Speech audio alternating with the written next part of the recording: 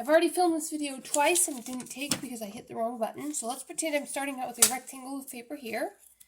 And for any origami project, in this case we're building a wheel, you'll need a square. So to make a square for a rectangle, you take one corner, fold it over so you have a triangle, then you use the lever action of your scissor machine to cut that rectangle off, leaving you with a square.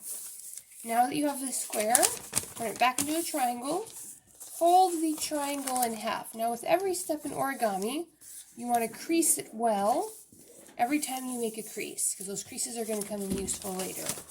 Now open your square up. Now you fold opposite corners in on one side.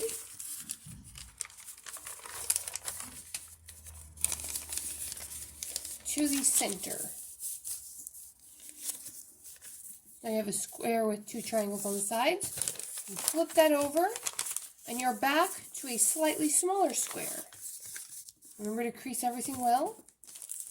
Then you fold the corners in again, and again, and again, and you're back to a very small square. Now what you're going to do is you're going to use the inclined plane of either the tip of a pin or your finger, slide it under each triangle, there's a flap.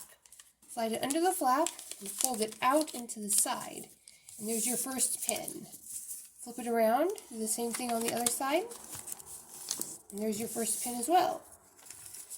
Now if you flip the whole thing over, and do it on the other side, and there's that pin, your final and fourth pin, and there you have all 4 pins for your pinwheel.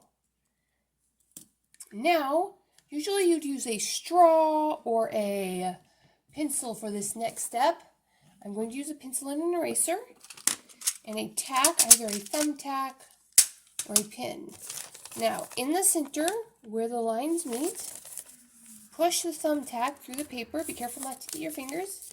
Then you have to push it into something solid. I'm going to push it in to this eraser. Okay, I'm going to pull it out a little bit so it's got room to spin. And I'm going to open up the pinwheels. Then for the power for this machine to work, I'm going to use my breath. Well, the breath isn't working, so I'm just going to use physical power.